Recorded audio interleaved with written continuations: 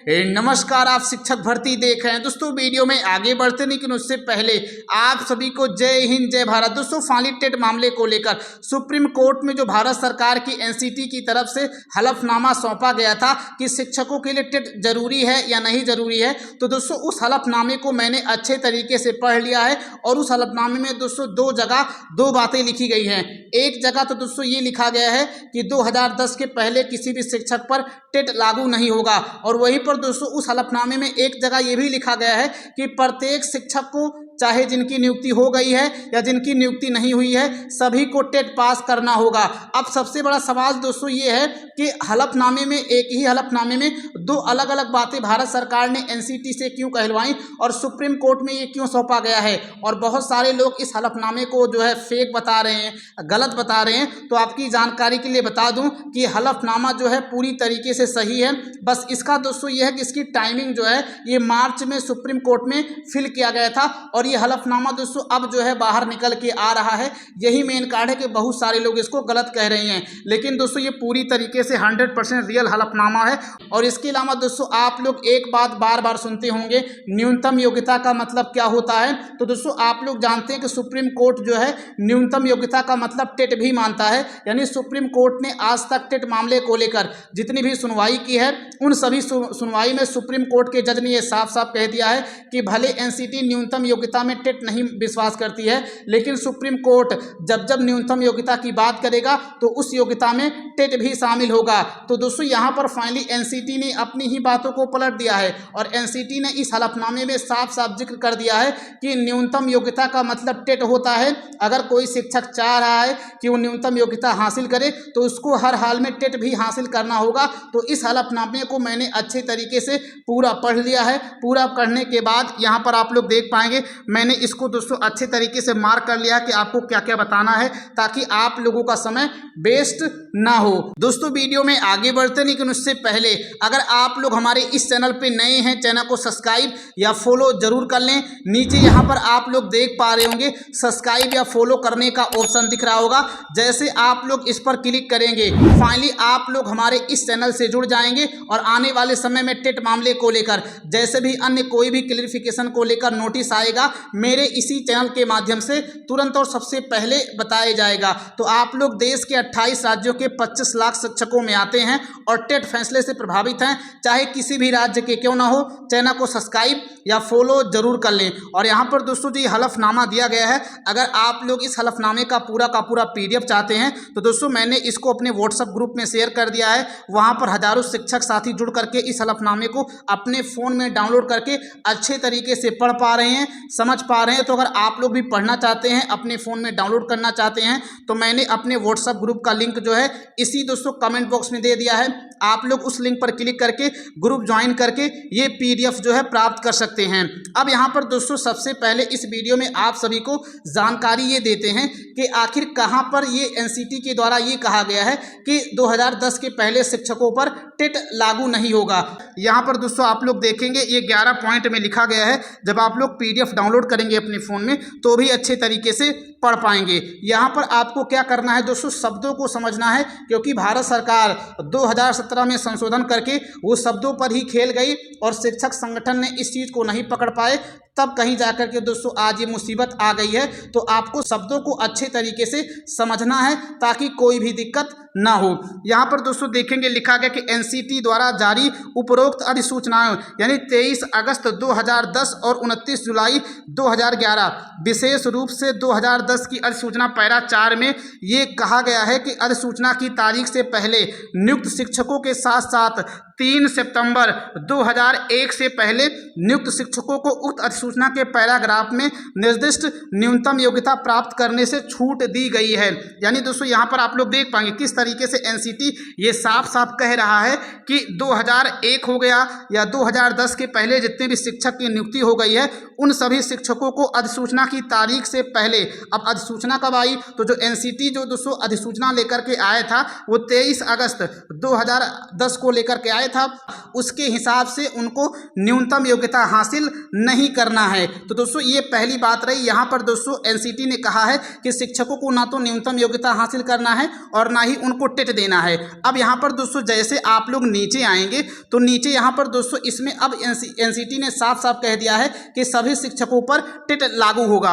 पहले यहाँ पर दोस्तों आप लोग देखेंगे ये 13वें पॉइंट में लिखा गया है। यहाँ पर लिखा गया उपरोक्त पृष्ठभूमि। उपरोक्त कहने का मतलब ये जितनी बातें दोस्तों इस 13वें पॉइंट से ऊपर जितनी भी चीजें लिखी गई हैं आपको इन सभी को अच्छे तरीके से मानना है। आपको दोस्तों बिल्कुल भी कंफ्यूज नहीं होना है, क्योंकि भारत सरकार हो, सुप्रीम कोर्ट हो, एनसीटी हो, ये सभी जो है शब्दों पर खेल करके ही शिक्षकों को फंसाए हुए हैं। अब यहाँ पर दोस्तों देखेंगे कह रहा है कि उपरोक्त पृष्ठभूमि उनमें एनसीटी जो है सादर प्रस्तुत करता है कि प्रचलित भर्ती नियमों के अनुसार शिक्षक पर शिक्षण व्यावसायिक योग्यता के बिना 3 सितंबर 2001 से पहले सेवा में नियुक्त प्रत्येक शिक्षक, यानी साफ साफ ये कह रहा है कि 2001 से पहले ऐसे शिक्षक जिनकी नियुक्ति हुई है, पहला पॉइंट। दूसरा पॉइंट दोस्तों यहाँ पर ये कह रहा है कि 3 सितंबर 2001 से लेकर 23 अगस्त 2010 के बीच एनसीटी के विनियम 2001 के अनुसार नियुक्त शिक्षक। अब दोस्तों यहाँ पर आप लोग ये देख पाएंगे एनसीटी ने यहीं पर खेला किया हुआ है।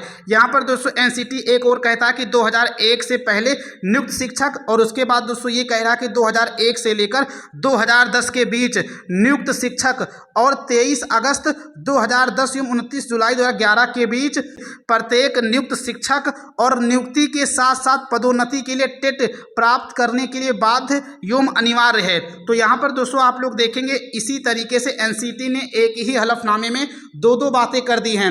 ऊपर तो एनसीटी ने ये साफ साफ कह दिया है कि 2010 के पहले शिक्षकों को न्यूनतम योग्यता हासिल करने से छूट दी गई है, लेकिन यहाँ पर जब ये आते हैं आप लोग जब 13 पॉइंट को अच्छे तरीके से पढ़ेंगे तो सभी चीज़ पढ़ने के बाद यहाँ पर आप लोग शब्दों को ध्यान देंगे। यहाँ पर लिखा गया कि नियुक्त शिक्षक, यानी ऐसे शिक्षक जिनकी नियुक्ति 2010 के पहले हो चुकी है और इसके साथ साथ नियुक्ति के साथ साथ पदोन्नति के लिए, यानी नियुक्ति भी के लिए और पदोन्नति यानी प्रमोशन के लिए, दोनों के लिए टेट प्राप्त करने के लिए यहाँ पर बाध्य किया गया है। तो आप लोग दोस्तों देख पाएंगे एक ही नोटिफिकेशन में, एक ही हलफनामे में, जो कि दोस्तों 2025 में एनसीटी के द्वारा सुप्रीम कोर्ट में सौंपा गया था, उसमें दोस्तों दो बातें लिखी गई हैं। तो आप लोगों ने दोस्तों खुद इस चीज़ को देख करके खुद ही अब कंफर्म नहीं कर पा रहे होंगे कि हमको टेट देना है या नहीं देना है। और इसके अलावा दोस्तों एक चीज़ ये भी क्लियर कर देता हूँ, यहाँ पर जैसे आप लोग आएंगे तो चौथे पॉइंट में दोस्तों यहाँ पर यह भी लिखा गया है कि केंद्र सरकार द्वारा टेट पास करने की शर्त में किसी भी प्रकार की कोई छूट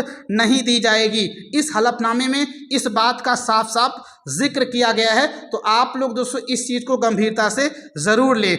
अब दोस्तों बात करते हैं न्यूनतम योग्यता के बारे में, जो बार बार सुप्रीम कोर्ट हर एक सुनवाई में न्यूनतम योग्यता टेट को लेकर चलता है। तो दोस्तों इस चीज़ को लेकर एनसीटी ने भी पलटा मारा है, और एनसीटी का दोस्तों साफ साफ ये कहना है कि जो अब तक सभी शिक्षक न्यूनतम योग्यता का मतलब केवल और केवल डीएड या बीएड समझ रहे थे, अब ऐसे काम नहीं चलेगा। न्यूनतम योग्यता में टेट भी शामिल है, और इस चीज़ का दोस्तों प्रूफ यहाँ पर देख पाएंगे। एनसीटी ने जो सुप्रीम कोर्ट में अपना हलफनामा सौंपा है, इसमें दोस्तों साफ साफ ये लिखा गया है कि नियुक्ति के लिए न्यूनतम योग्यता के रूप में टेट को शामिल करने का तर्क इस प्रकार है। तो यहाँ दोस्तों देख पाएंगे न्यूनतम योग्यता में टेट को भी शामिल करने की बात एनसीटी ने खुद कबूली है। और आप लोग दोस्तों देखेंगे यहाँ पर लिखा भी गया कि अगर हम न्यूनतम योग्यता में टेट को शामिल कर देंगे तो ऐसे में हमें बहुत सारा बेनिफिट होने वाला है। पहली चीज़ तो ये होगी कि भर्ती प्रक्रिया में शिक्षकों की गुणवत्ता के राष्ट्रीय मानकों और बेंचमार्क को लाएगा। और जो supreme court bar bar quality of education कहता है,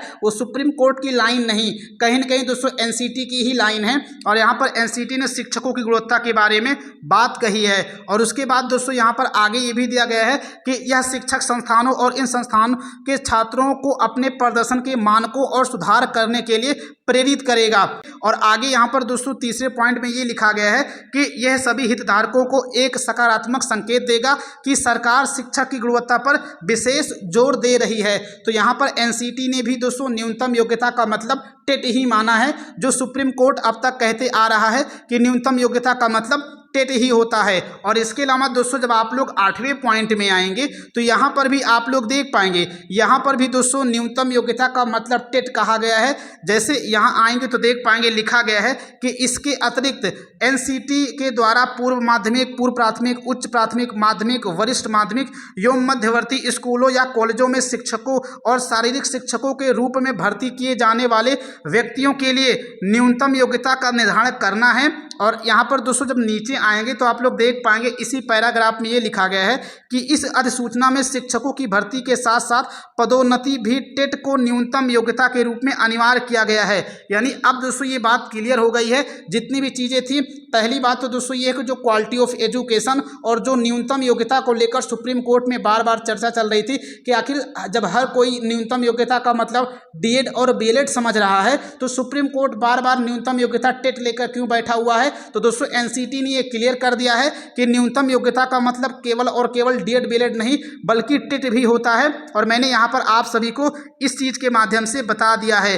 तो दोस्तों यहाँ पर मैंने आप सभी को इस पूरे हलफनामे का क्लियरिफिकेशन दे दिया है। अब यहाँ पर दोस्तों बात करते हैं कि आखिर इस हलफनामे से निष्कर्ष क्या निकलता है। तो दोस्तों आप लोग पहले इस हलफनामे की आप लोग आएंगे तो डेट देख पाएंगे, नीचे यहाँ पर दोस्तों इसकी तारीख दी गई है। जैसे दोस्तों आएंगे तो मैं आपको तारीख दिखाऊंगा कि 5 मार्च 2025 की तारीख पड़ी हुई है। अब दोस्तों 5 मार्च 2025 को एनसीटी ने इस हलफनामे को सुप्रीम कोर्ट में सौंपा था। अब दोस्तों इसके बाद 4-5 महीने के बाद ही सुप्रीम कोर्ट ने 1 सितंबर 2025 का फैसला दिया और उसमें कहा कि देश भर के सभी कक्षा 1 से लेकर 8 तक पढ़ाने वाले शिक्षकों पर टेट पूर्ण रूप से लागू होगा। तो वर्तमान समय में भी टेट लागू है, आप लोग बिल्कुल भी कंफ्यूजन में ना रहें कि टेट लागू नहीं होगा। ये वो तमाम प्रकार की चीज़ें हैं, बाकी मैंने पूरी की पूरी चीज़ें क्लियर कर दी हैं। और इस चीज़ को पढ़ करके आपके भी मन में समझ में नहीं आ रहा है कि आखिर वास्तव में चल क्या रहा है। तो दोस्तों वास्तव बात सही भी है, कन्फ्यूजन की स्थिति बनी हुई है। और कहीं ना कहीं दोस्तों एनसीटी ने या सुप्रीम कोर्ट ने या भारत सरकार ने ये जानबूझ करके किया है ताकि दोस्तों कन्फ्यूजन लगातार बरकरार रहे। जिस तरीके से 2017 में संशोधन करके कन्फ्यूजन बनाया गया उसी तरीके से आज भी कन्फ्यूजन बरकरार है।